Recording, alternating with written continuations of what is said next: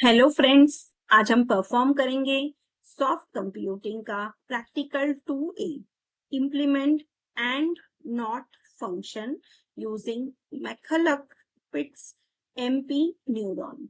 सो हमें जाना है गूगल कोलैब में। तो यहाँ पर मैं आपको कोड का रेफरेंस दे देती हूँ। ये कोड आपको यूज करना है और इसको मैं फटाफट एक्सप्लेन कर देती हूँ। ये देखिए, ये प्रैक्टिकल 2 है, 2A। इसमें आपको enter the number of inputs. तो यहाँ पर आपको पहले नंबर ऑफ इनपुट्स एंटर करना है। फिर थीटा का वैल्यू अभी हम 1 ले लेंगे। x1 y1 दो एरेज डिक्लेयर करेंगे। फिर I in the range of 0 to num IP, मतलब हम जो इनपुट का साइज लेंगे 2, 4, 3 जो भी होगा वो 0 से लेके up till 2 we are going to accept the values of x1 and x2। फिर वो एरे में अपेंड हो जाएगा। फिर प्रिंटफ से उसको हम डिस्प्ले कर देंगे। अभी हमने थीटा का वैल्यू लिया है 1। अब हमारे पास दो केसेस है। Case 1, for calculating the net input weight is considered as W1 and W2 we are considering it as 1। तो मैं यहाँ पे असाइन कर देती हूँ W1 W2 इक्वल टू 1। फिर मेरा case Y1 and Y in, इसके लिए मैंने दो एरेज डिक्लेयर कर लिए हैं। अब ये प्रिंटफ स्टेटमेंट ये स्क्रीन पे ऐसा प्रिंट कर देगा।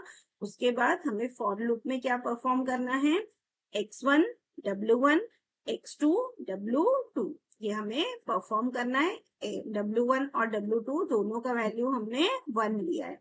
अब कंडीशन है कि अगर जो Y1 कैलकुलेट हुआ, if it is greater than theta, और थीटा का वैल्यू है 1, so if it is greater than 1 तो हमें 1 लिखना है। अगर उससे लेस है तो हमें लिखना है 0। अब मुझे डिस्प्ले करना है।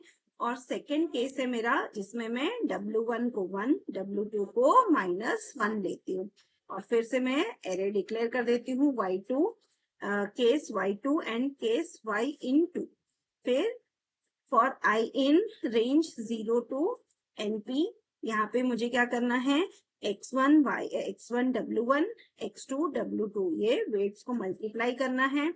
और अगर y2 का वैल्यू ग्रेटर देन थीटा है, दैट इज 1, थीटा का वैल्यू 1 है तो ये ग्रेटर देन थीटा है, तो I have to append 1, otherwise append 0। तो पहले केस में क्या था कि दोनों हम अगर थीटा का वैल्यू ग्रेटर देन y1 का वैल्यू ग्रेटर देन थीटा है तो हम 1 अपेंड कर रहे थे, अदरवाइज 0। तो अब इसमें मुझे सेम वे यहाँ पे भी कंडीशन लिखा हुआ है। यहाँ पर वहां पे हमने दोनों वेट्स को 1 लिया था, यहाँ पे हमने एक वेट को 1 और दूसरे वेट को -1 लिया है। बस इतना ही डिफरेंस है, बाकी कंडीशन सब सेम है। सो प्रिंटफ ये हमें डिस्प्ले करना है। तो अब मैं इस कोड को आपको रन करके दिखाती हूँ। ये देखिए, इसको मैं रन कर देती हूँ।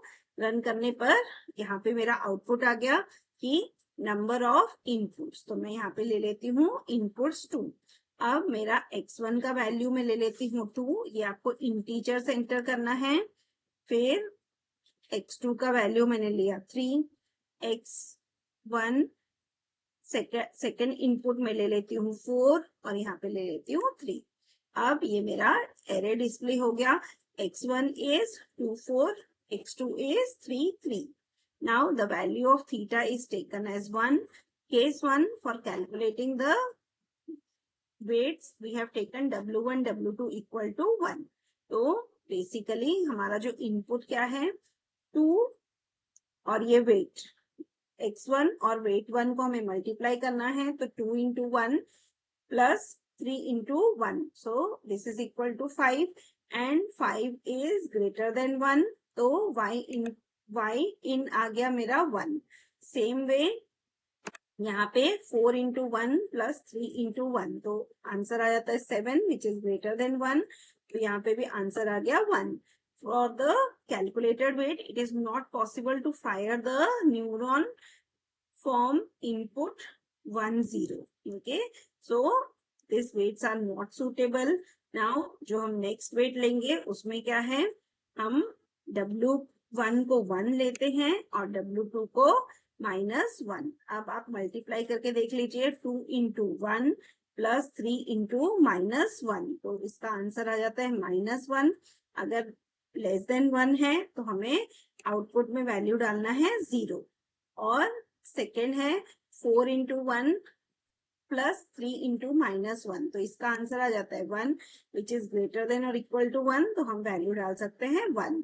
So for the calculator net input, it is possible to fire the neuron from input 1 0. So these weights are suitable for our output. So with this we have got the output of practical 2A. Thank you.